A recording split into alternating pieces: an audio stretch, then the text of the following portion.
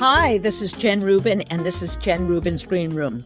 Wow, it seems like a month has passed since we last got together, but it's only been a few days. What has happened? Well, first of all, the Washington and New York pundits have gone crazy.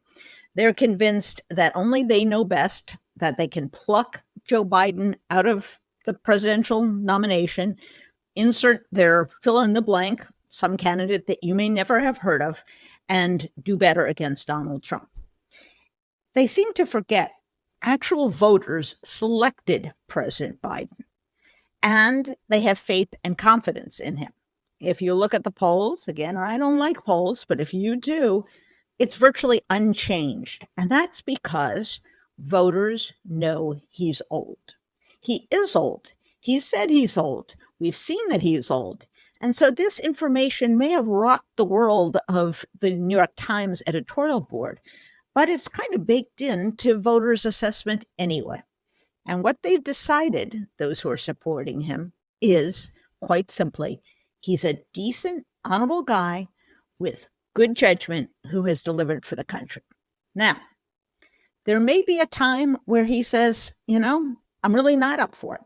He has not made that decision yet. And if he doesn't, he will be the standard bearer. And people have got to get over looking for this perfect imaginary character that's going to be great and appealing to everyone and anyone, going to have no faults, going to have only assets.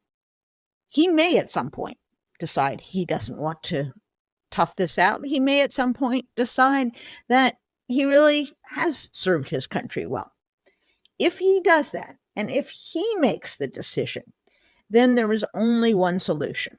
And you can put aside the fantasy baseball about choosing Governor Whitmer or the governor of California, Governor Newsom. Those may all be fine candidates, and they will probably run for president in 2028. But that is not the real world, and that is not an acceptable alternative. President Biden has chosen his vice president. She has served ably for 3.5 years, and she is an effective campaigner, especially on the issues that matter most: abortion, the Supreme Court, the threat that Donald Trump faces.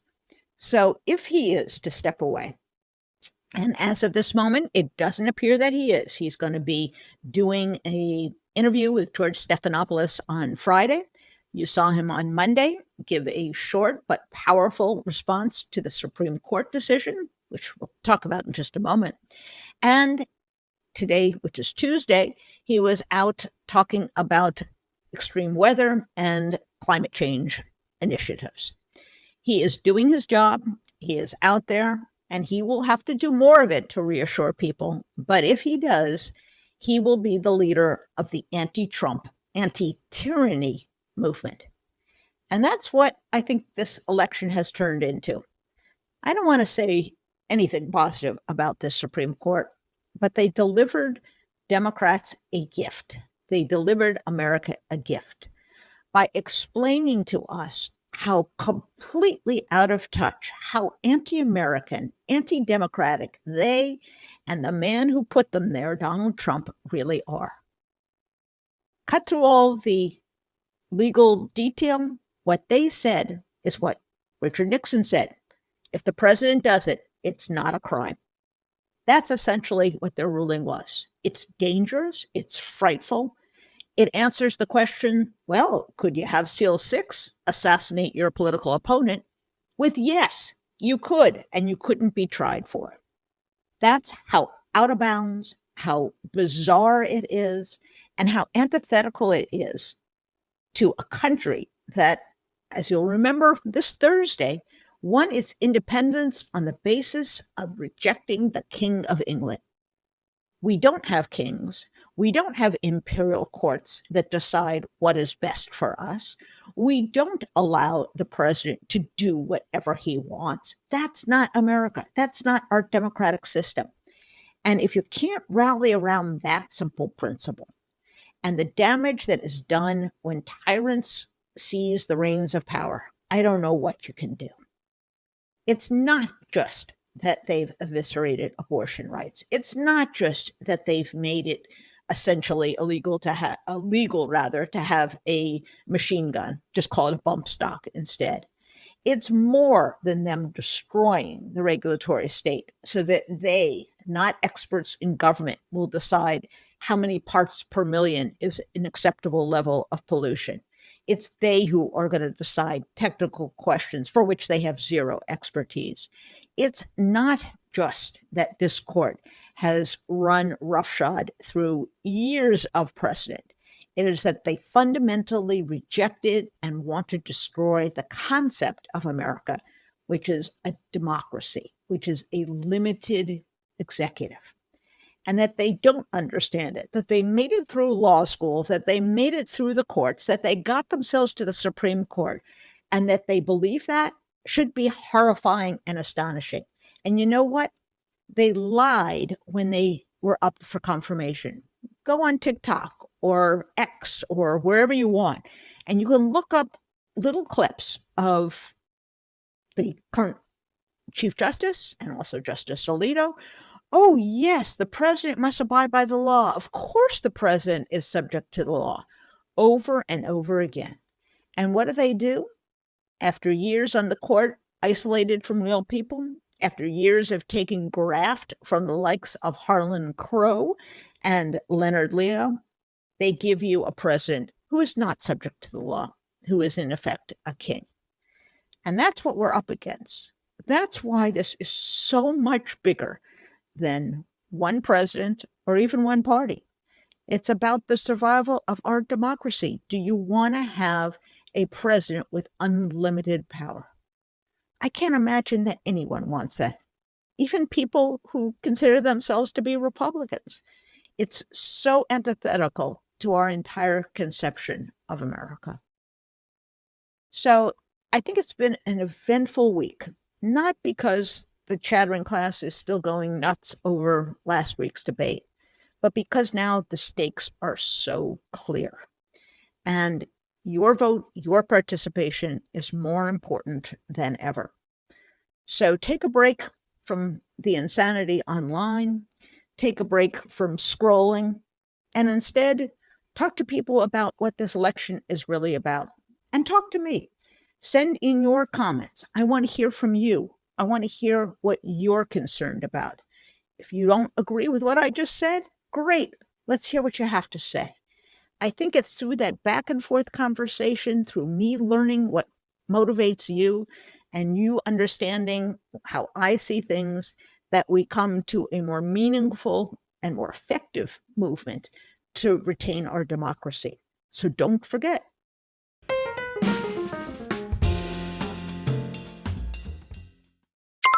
Did you know that learning makes a sound? It's true.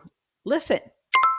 That's the sound of you becoming a better you by learning a new language with Babbel in 2024. Babbel is the science-packed language learning app that actually works because it's designed by real people for real conversations. Don't pay hundreds of dollars for private tutors or waste hours on apps that don't really help you speak the language. Instead, have fun-filled learning with Babbel's quick 10-minute lessons that are handcrafted by over 200 language experts to help you start speaking a new language in at least and at little as 3 weeks. Babbel's tips and tools are approachable, accessible, rooted in real-life situations, and they are fun. It's like playing a game on your phone. Plus, they're all delivered with conversation-based teaching, so you'll be ready to start using what you've learned in the real world in no time. With the summer travel season upon us, it's the perfect time to start picking up a new language right now. I'm using Babbel to learn Spanish. It's easy and so much fun. I'm already more confident, and I love putting my new skills to the test. It's the perfect excuse to go to, Cancun, Madrid. The only question is where your life is going to take you with Babbel. Babbel even has speech recognition technology to help you improve your pronunciation and accent, so you're ready to make new connections. Studies from Yale, Michigan State, and others continue to prove Babbel is better. One study even found that using Babbel for 15 hours is equivalent to a full semester at college. Babbel already has over 16 million, that is million subscribers sold. And all of Babbel's 14 award-winning language courses are backed by their 20-day money-back guarantee. Here's a special limited time deal for my listeners right now. Get your 55% off your Babbel subscription, but only for my listeners at babbel.com/greenroom. Again, get 55% off at babbel.com/greenroom, spelled BABBEL.com/greenroom. Rules and restrictions may apply, and you can find the link in the show notes.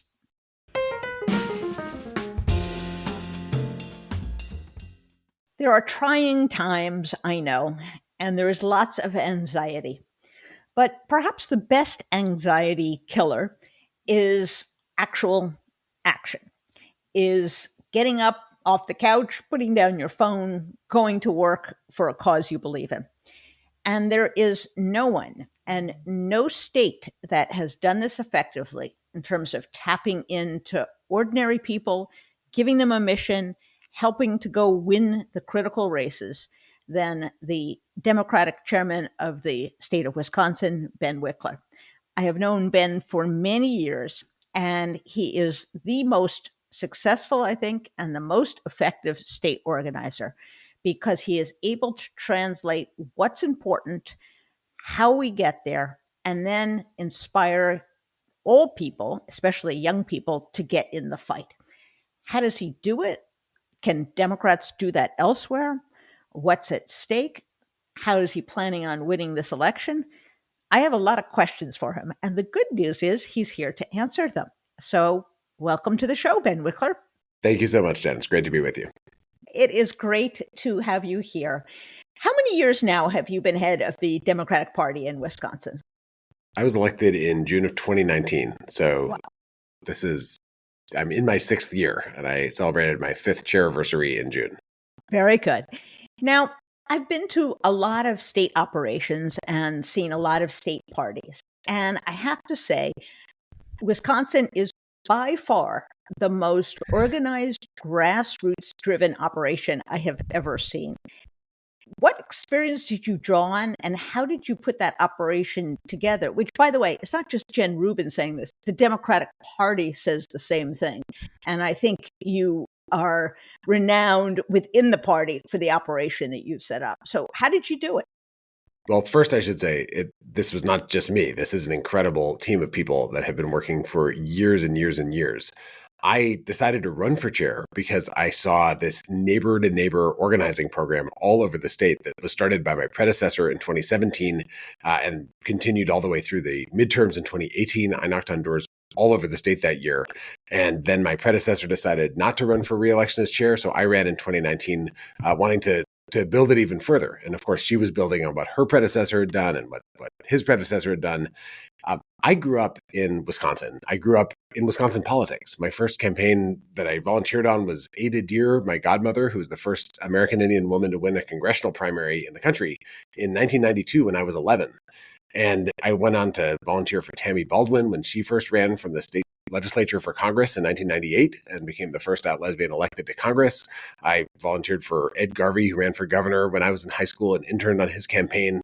I was officially the Dane County field coordinator, so I was responsible for the one county we won in that election, but mostly learned things that you shouldn't do, like you shouldn't have separate operations for Russ Feingold's Senate race and the governor's race and all the other races.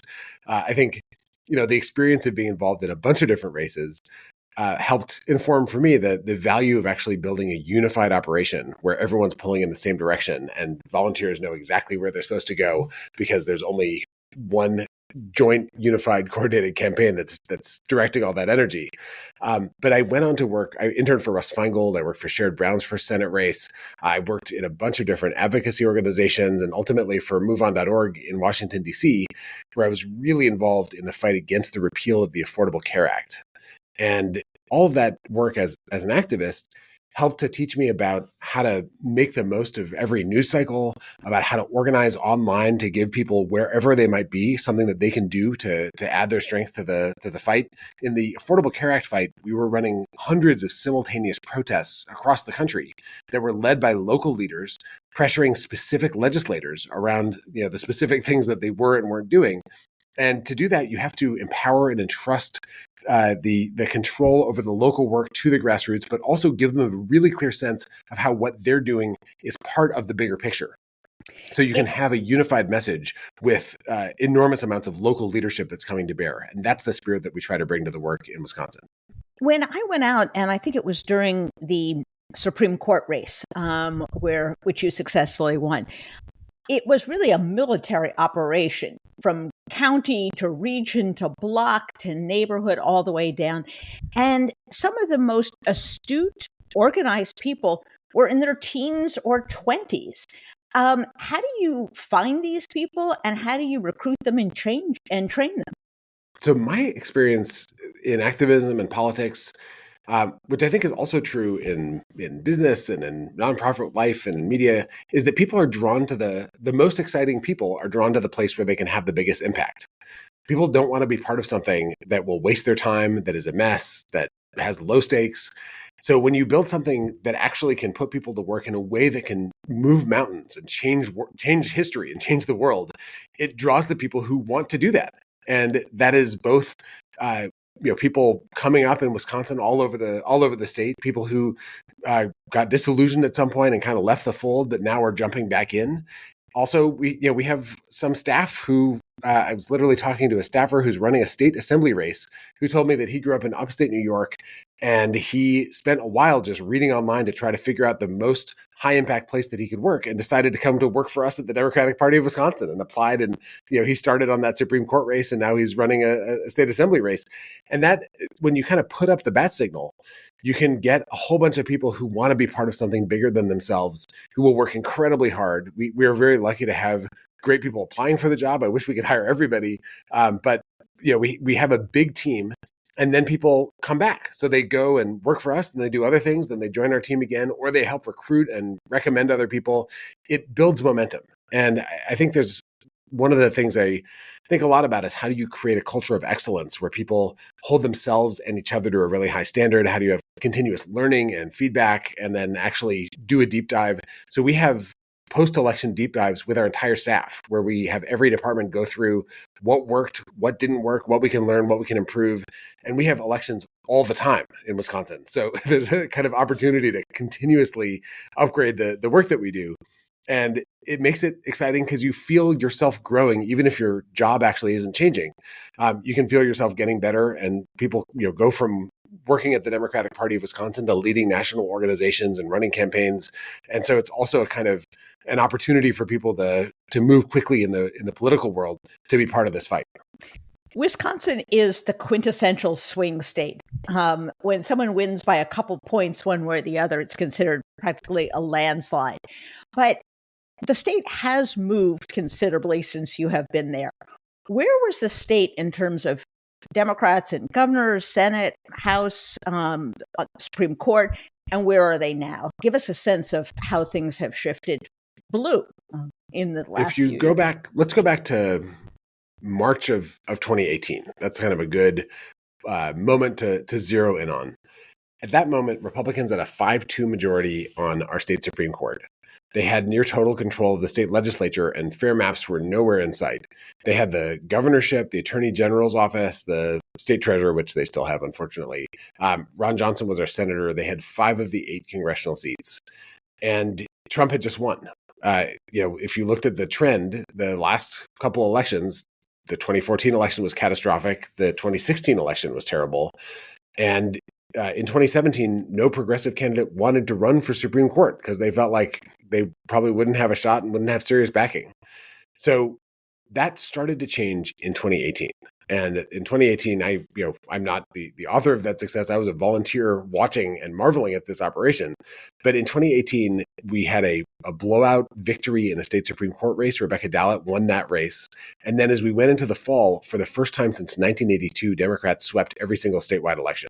Now, they didn't win by much. The governor won by 1.1 percentage point at the time when, in Michigan, it was a 10-point Democratic victory, and Pennsylvania 16 points. Wisconsin is rigged still for Republican control. We have the biggest decline in union density of any state in the country this century because of Scott Walker's union busting. We're the fourth hardest state to vote in the country, according to a 2022 study, the second hardest state to register to vote. In all these different ways, this was a state that Republicans changed the laws to ensure that they'd never lose. So 2018, we won those statewide elections. But Republicans still, even though Democrats won a majority of votes for state legislature, Republicans still had overwhelming control. And they still had the state Supreme Court. So immediately, Republicans held a lame duck special session to execute a power grab where Scott Walker signed legislation to move powers away from the Attorney General and the governor and hand them to the GOP. Which then was rubber stamped by the state Supreme Court. 2020, we won another Supreme Court race. That was my first race as chair. In the early days of the pandemic, it was an incredibly excruciating experience because Republicans insisted on essentially rolling forward even when almost every voting precinct was closed. And that's when Democrats learned to vote absentee in our state. Then we beat Trump by 0.6 of a percentage point in the November 2020 race. 2022, we won most of the local elections that spring to prevent democracy denialists from gaining control of local offices. That fall, for the first time since 1962, we won a governor's race when there was a Democratic president. 1962, when JFK had a 70% approval rating, we won by 1 point. This time we won by 3.4 points, so that felt awfully good. And then the big bang was 2023. We won the majority in our state Supreme Court. And that fall, we fended off the Republican attempt to impeach our Supreme Court justice. The Supreme Court declared the gerrymandered legislative maps unconstitutional. We got new maps in February. So as we go into this fall, we have a pro-democracy state Supreme Court. We have fair maps where if we win most of the votes, we'll get most of the seats and we can end the Republican dominion of the state legislature. We have a Democratic governor and attorney general and secretary of state. We have essentially a setup where if we win the election, it'll stay won. And if we win most of the votes, we'll actually win the election and get most of the seats. So Wisconsin has gone from essentially being a fixed quantity in Republican control, even if the public didn't like it, to now being a democracy. That is the movement that we've gotten to. Now all we have to do in order to change the laws is win the elections. And that is the next goal. Absolutely. Now, Dobbs made a lot of states really wake up, and it spawned ballot measures. It played a huge role in your Supreme Court fight because the current state of the law before the current Supreme Court was voted in basically was going to take you down to a 19th century near total ban on abortion. How does that evolve? Is that still a motivating issue? And how do you think, for example, Tammy Baldwin, who will be running this time, is going to be able to motivate people still on that issue? It's a massive motivating factor in our state. Wisconsin, after Dobbs, for 451 days, was a no abortion state. And by that, I mean every abortion provider shut down because it was a moment of legal limbo. We have a 19th century law that says that uses the term quickening. It is a pre-modern medicine law, and no one knew if it meant that it would actually lead to the felony imprisonment of doctors if they performed abortions. And so essentially, not only did abortion clinics stop providing abortion services, but OBGYNs started leaving the state. Programs training doctors to be OBGYNs started sending students out of state to finish their training.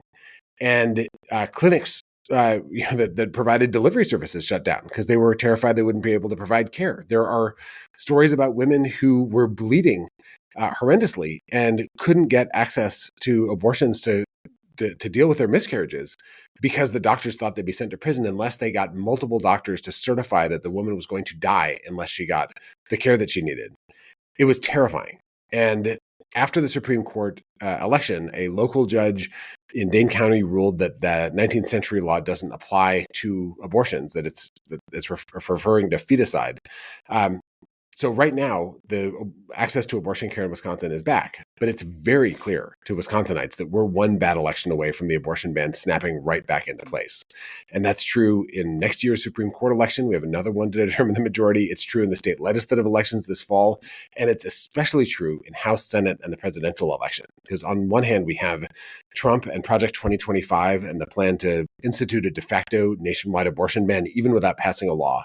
And on the other side, Tammy Baldwin is the lead sponsor of the bill that would put the protections of Roe versus Wade back into place.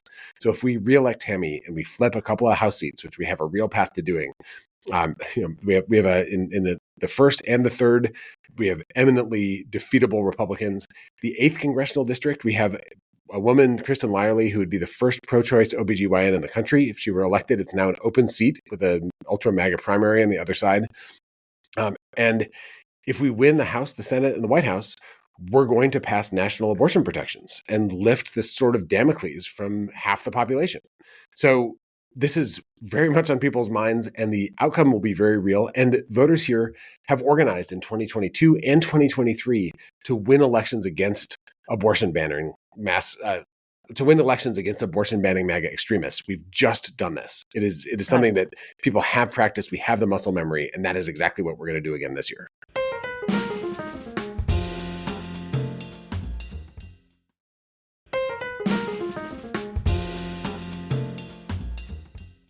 The adage that you hear from sophisticated pundits is people don't care about democracy, or democracy is an abstraction.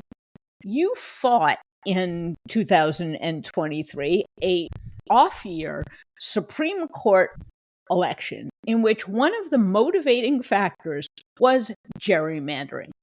In all of my years in politics, before I got into politics, I never saw a race that turned on gerrymandering since then. Talk to us a little bit about how you make democracy a real issue for voters. One way we make democracy a real issue for voters is by fighting about it, which means, on both sides, Republicans keep on trying to take it away and Democrats keep on defending it and fighting to expand it. And big, high-profile fights that make the news where candidates on both sides are campaigning on an issue makes it salient. It puts it front and center. And unfortunately, this has been a very live fight now for years in Wisconsin in a way that has drawn the battle lines in a way that I think is much closer to the surface than you see in other states. So you see this with the power grab, you see this with gerrymandering, you see this with voting rights, you see this with Republicans getting within one vote on the state Supreme Court from overturning the 2020 presidential election, something Wisconsinites were very tuned into. You see this with Republicans running a sham investigation like the cyber ninjas in Arizona. They ran an even worse one in Wisconsin with a former Supreme Court justice who threatened to jail the mayors of our 5 biggest cities in our state because they refused to do they said they would only allow him to depose them in public, and he was insisting that they do these star chamber private investigations. We saw Republican sheriffs in Racine County run his own sham investigation and make criminal referrals to district attorneys because mayors had allowed people in nursing homes to vote. Republicans running for offices like governor and now Senate with Eric Hovde keep on saying that the 2020 election was in question. Eric Hovde has said senior citizens in nursing homes didn't have the mental capacity to vote in 2020, and it's something funny going on. And Republicans keep saying this stuff because it's being fed by the right-wing political entertainment industrial complex, and Republican politicians keep pandering to it and then pushing it even further, and Democrats keep having to fight for the basic idea that all of us, everyone who's eligible to vote, has the right to vote, and you can't throw those votes out. So this is all happening in real time at every level of government in our state, and the stakes are very clear. And what we find over and over, if you're a cynical voter who feels like, there's no difference between the two parties, for you, democracy is not so important, and stuff like politicians trying to override your personal decisions is. But if you're someone who does care about politics, even if you're conservative leaning, you know what I mean? Like, even if you are somebody who generally votes Republican and thinks that there should be less regulation and lower taxes, you might have a really deep conviction about democracy. And if you look at Governor Evers' victory in 2022, a meaningful slice of the votes came from Republicans who thought that their own Republican nominee was too far to the right. And when Tim Michaels said right before the election, once I'm elected, no Republican's ever going to win in this state, it touched a nerve, even though there's a whole dispute about the context. It touched a nerve because that same guy was proposing to scrap the bipartisan system of election oversight that has ensured that Wisconsin has one of the cleanest and fairest and most secure election systems in the entire country. So we waged the war, and there are a slew of people like Charlie Sykes. There are people, people who had been in the conservative column and who recognize that there's an existential threat to democracy as we know it. And that's what we see with the Supreme Court ruling now nationwide. We've seen the same thing play out in Wisconsin. And of course, what happens in Wisconsin tips the entire country. So this is a voting issue here, and it's something we're never going to stop fighting on. You mentioned the 2025 project. I think Democrats around the country, perhaps the Biden campaign, has struggled to explain this 900-page assault on democracy. Talk a little bit about how you frame it, how you explain it, how you make it real for average voters. The 2025 project is this enormous volume, as you say, 900 plus pages, written by the kind of leading operatives for every tentacle of the most extreme faction of MAGA extremism, all with the singular goal of dismantling government by, of, and for the people and replacing it with an authoritarian regime that serves the person of Donald Trump. And often pushing the kind of agenda that his underlings push that, probably he doesn't even care about. But, stuff like making pornography illegal, making birth control, access to birth control medicine impossible across the country, dismantling any kind of controls over pollution, dismantling any curbs on employers' ability to abuse their workers. Sort of every aspect of what our government does. You can go, the project does go department by department and come up with a plan to render government basically turn it into a group of shock troopers for Donald Trump. It would remove the independence of civil servants, the people who go to work every day and serve the public, regardless of whether there's a Democratic or Republican administration. It would reclassify them, make them liable to being terminated immediately. They've been recruiting this huge number of people who are ready to pledge allegiance and loyalty to Donald Trump over the Constitution, essentially, that they would put in those offices instead of the people who are expert in doing those jobs. And then they would let the most extreme special interests run roughshod over the country. And what I always encourage people to do is just Google Project 2025. You can read the document itself. You can read a million summaries of it. It's all over TikTok now. Anything that you might happen to care about. Let's say it's climate change, or let's say it's monopoly control, or whatever it is, you're going to find something that is terrifying. And what I think is powerful about it is, first of all, it is actually written down, so you don't have to kind of speculate about what the Republicans want to do at this moment. But secondly, it moves the conversation from the people of the president to the actual impact of their agenda. And across the board, what we know is people do not want the future that the Republican Party of this moment is trying to build for them. What they want is the stuff that Joe Biden wants to do and has been doing as president. He's running on a platform of bringing down costs for people, supporting workers, making sure people have good jobs, and expanding freedom. Those are really popular things. And the Republican plan to let the government, and not just the government in general, but specifically Donald Trump and MAGA extremist toadies, control every aspect of your personal life. That is not something voters actually want. It's not something they're voting for. Even if people are frustrated with legitimate things that they're frustrated about, they actually don't want Stephen Miller to crash into their bedrooms and throw them and their partners in jail for doing things that they choose to do. That's just not the America people want to live in. And moving this conversation from the kind of clash of personalities towards what kind of future do we want for our nation, that is the ground on which we win this election. I think that is absolutely right. And by the way, I cannot now unsee that image of Stephen Miller crashing into my bedroom. So thanks a lot for that, Ben. My apologies. Yesterday, we're recording this on Tuesday. Yesterday, the Supreme Court decided that Richard Nixon was right. If the president does it, it's not illegal. It was a gobsmacking reordering of every man on the street's understanding of what our country is about. We're going to celebrate a holiday this week that was premised on the notion we didn't want a king, that the president, the executive, should be subject to the same laws as everybody else. How has this struck Wisconsin voters? How important is that? And how do you translate that into a voting issue for November? This is a shockwave. And like a shockwave, it takes some amount of time for it to actually smash through everything and reorder people's brains. I think that we're just at the beginning of realizing what this means. One thing that's terrifying is that the Trump campaign has wasted no time in announcing that this means that his conviction for 34 felonies should be vacated. They've already successfully sought a delay in Trump's sentencing. They are no doubt going to be using it to try to free all the January 6th insurrectionists who currently are serving jail time for trying to overturn the government, because there's a whole bunch of them that are implicated in stuff that falls under this ruling. The Trump presidency could look like nothing we've seen before based on this ruling. And what Trump and his allies have already been doing is figuring out how to stretch executive power way beyond the dimensions it's supposed to have. This gives them so much more authority and impunity to do whatever they want to whoever they want to do it to. And when I think about, for example, nonpartisan poll workers and election administrators across Wisconsin and all the other battleground states who Trump insists are guilty of horrible frauds to steal the election from him, even though he, of course, knows that he lost the election. When I think about people who stood up and opposed him, today he posted on Truth Social that he once reposted someone else's call for televised military tribunals for Liz Cheney.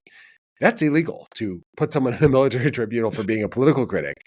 But now it's clear that the president cannot be found liable for any illegal act committed in their official capacity as president. So it turns this into a fundamental existential election. The only control is the virtue of the person that we elect. And Trump is just not a person of virtue. He's a person of the darkest impulses for power and domination that you see in political life. I think that this is going to really turbocharge the anti-MAGA coalition. It will probably also excite and energize the most extreme wing of the MAGA coalition, because now they can do whatever they want. And I think that no one should think for a second that this is this means that Trump is more likely to lose. This means we have to work even harder to ensure that he loses. Right. We have a lot of work to do, and as of today, we have 125 days to do it at the moment of this recording. I think this is time to start having conversations with people about how much time you can set aside to volunteer between now and the moment the polls close on election day, because this is for all the marbles. Yeah. The president had a debate last week. I think he has acknowledged it was terrible. The parties acknowledged it was terrible. You now have an entire chattering class in Washington, D.C. that has decided they want to force him out. They're going to pluck him out and spin the dial, choose their favorite candidate, stick him in or stick her in, and redo this stuff. This has not gone down well with the grassroots who actually voted for President Biden. Give me the lay of the land. Are voters concerned? Are they still behind the president? And what does this have to do with the larger issue, which should go beyond Biden and Trump, should go beyond personalities? This is fundamentally, as you say, for all the marbles of American democracy. That was just a terrible, terrible debate. It was painful to watch. It was a really rough night. Biden has never been a very good debater. This was, a low mark even on the Biden debate scale. It makes you wonder what he'd be like as president. And fortunately, we have the answer to that, which is he's really good at being president. Yes. And it's so striking how different being president is than being a debater. Debating is like, 100% what you're, on your feet, live fire, hostile conversation environment. Being president is you have this team that you select based on your values and your judge and your character that works with you to accomplish the big goals that you set out. And the vast majority of the work is carried out by people who've been chosen by people that you chose, the people that chose them. Like it's an enormous multi-layered structure. And the number one thing that really matters is people with really good judgment and values at the top. And that's what Biden has in spades. So the debate, it was really tough. And, Biden's not a spring chicken. And at the same time, we can see the proof in the pudding, which is that the United States has had a more successful government and more successful economy than every other developed country in the world, and has had one of enormous foreign policy challenges in Russia's attack on Ukraine and so forth that Biden has risen to like nobody else could have, because he really deeply understands how the world works and how all the pieces fit together. So what we've seen in Wisconsin, for activists, for the kind of folks who listen to political podcasts, it was especially dismaying, because we've seen Biden at his best. We saw the State of the Union address. We know what he's capable of in the best moments. And oh my God, was this not that?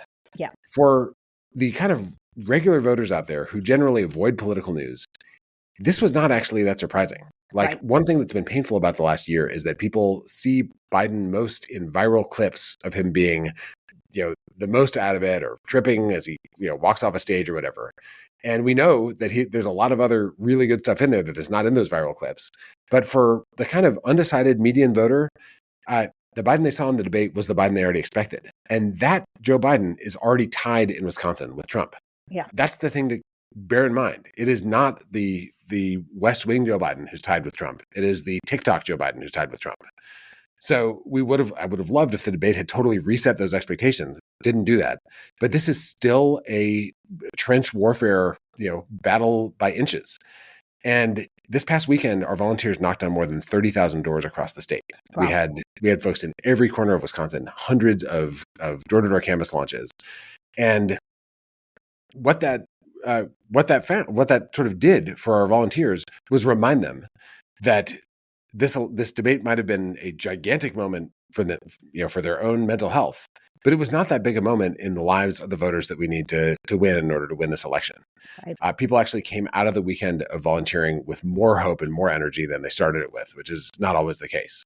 So my big message is to bear in mind that not everyone is reading the New York Times editorial pages and watching, pundits panic. Like, most voters are living their lives. Politics is kind of a distant chatter.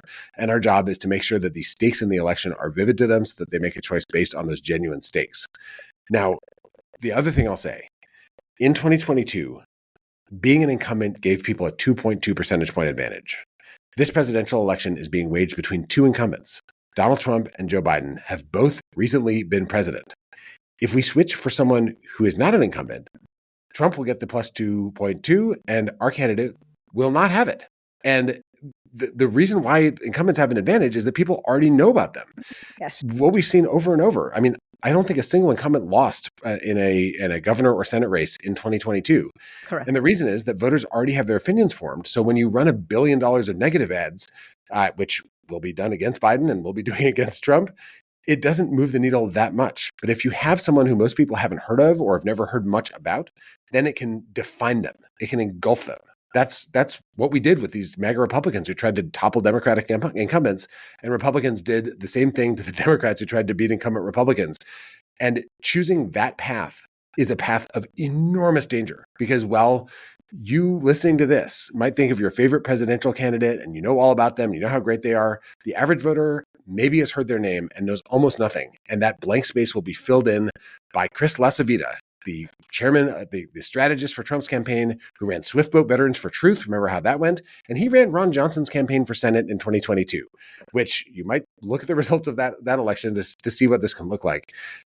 We have a candidate who is deeply known to voters. They know he's old. They know he's a decent and kind man who will not become a dictator and who will defend their freedom. And we need to make the case to voters that they need to vote on the future that they want to live in.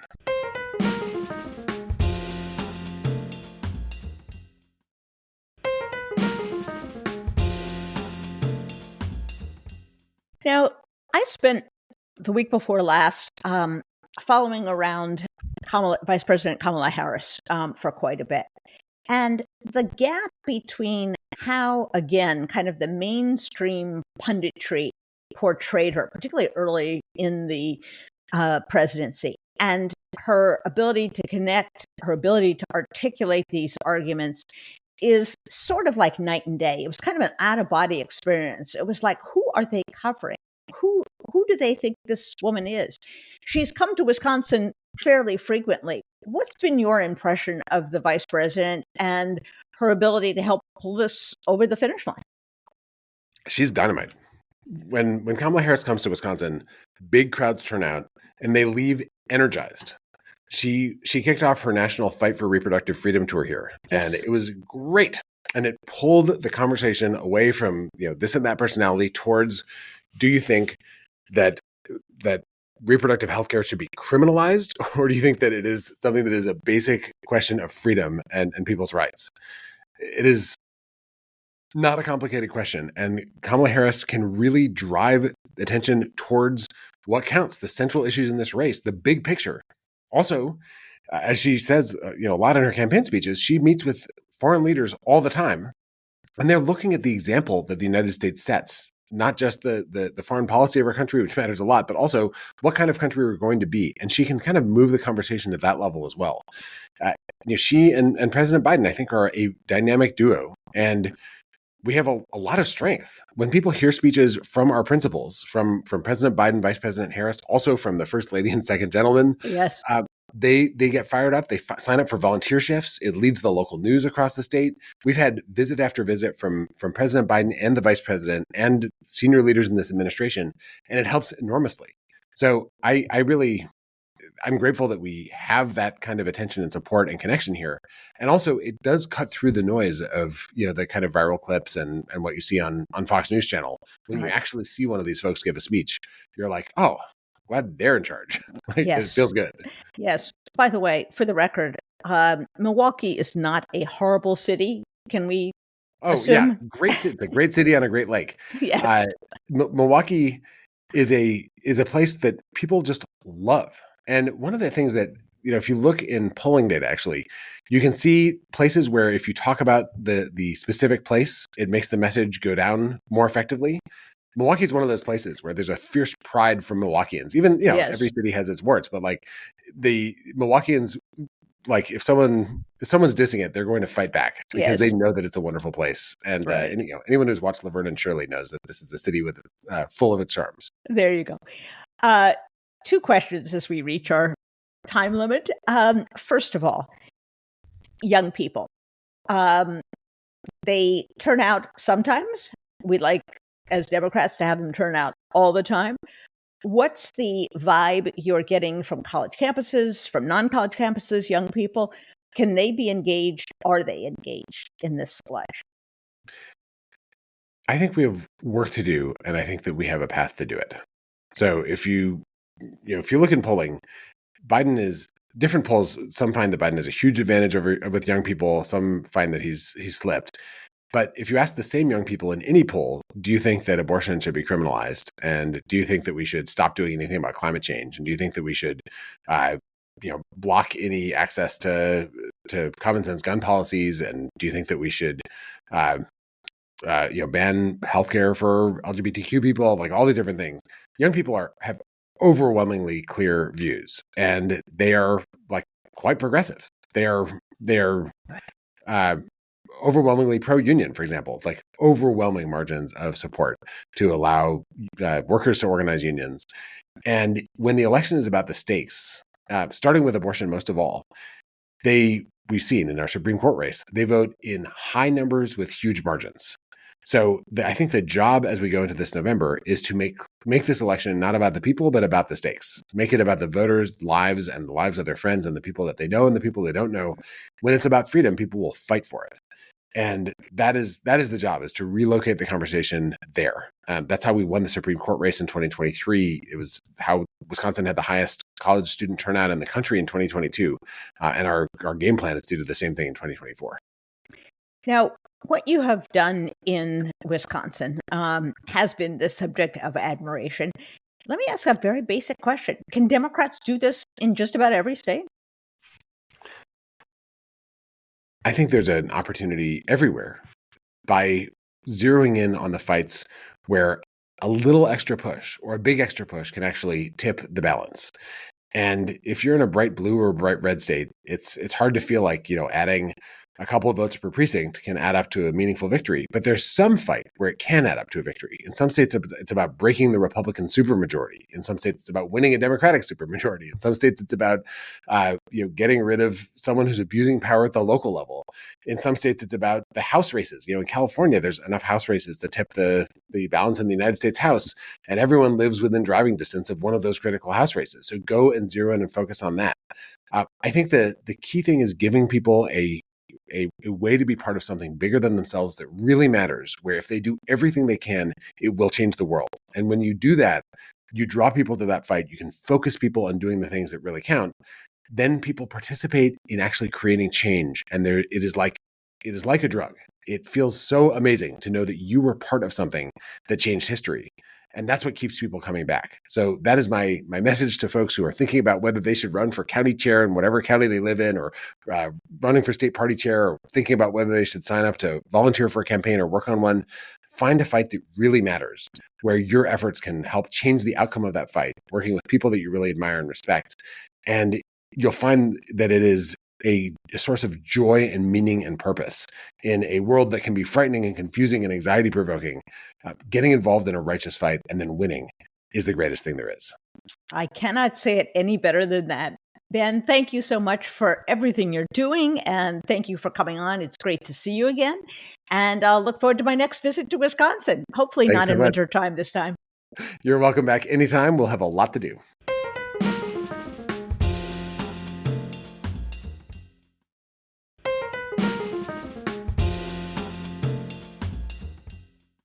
And that was Ben Wikler. He did not disappoint. You can sense his energy, his enthusiasm, his organized game plan, his focus. If we had 50 Ben Wiklers, we might have a shot at 50 states. But I think the message I come away from is threefold. First, this election is about much more than the personalities at the top of the ticket. Yes, Donald Trump is awful, but what makes him awful, aside from his personal disgusting qualities, is that he stands atop a movement and an ideology that is antithetical to everything we believe in. Decency, freedom, respect for the rule of law, the obligation of government to do good and to serve the people. And on the other side, we have a party that is not perfect, that you may not agree with, but is firmly dedicated to the proposition that government should not invade your personal decision making, that government has an obligation to work for the people, that the president of all people is not a king, but is subject to the same laws that you and I must face.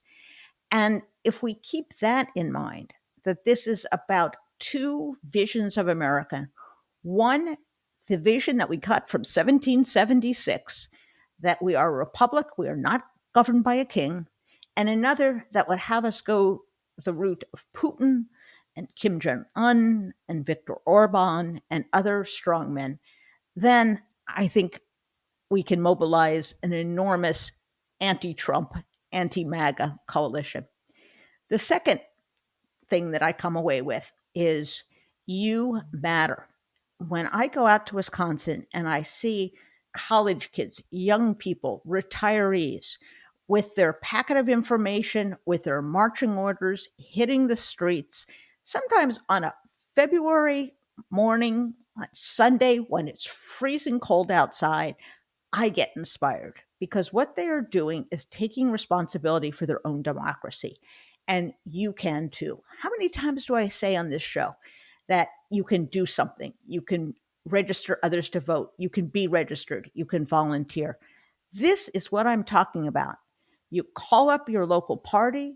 You look and see around the country what races are critical. You look at what causes are meaningful, and you participate in something bigger than yourself. And it is a high. It is an absolute high when you can move the needle a little bit in the direction of justice and equality and decency. And the last thing I come away with is the stakes could not be higher. Look what Wisconsin had and look what they can look forward to. They had a state in which abortion was non existent. There was no relief for women who, for example, had to have an abortion to prevent a serious health emergency.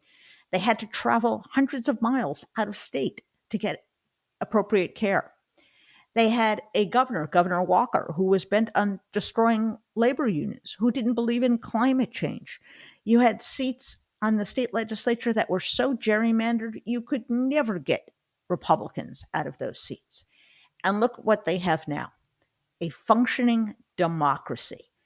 If you care about any issue, climate control, climate change, healthcare, abortion, international affairs, you cannot get to where you want without a healthy, functioning democracy. And this election is about all those things I just named, but it's really about fundamentally how we get those things. And that's through having a functioning, law-abiding democracy. So I think we all take inspiration from Ben. I certainly do. So if you like this program, you like our other programs, first of all, tell them about Ben Wikler, and then tell your friends to listen and follow on Apple Podcasts, YouTube, Spotify, or wherever they get their podcasts. Bye-bye.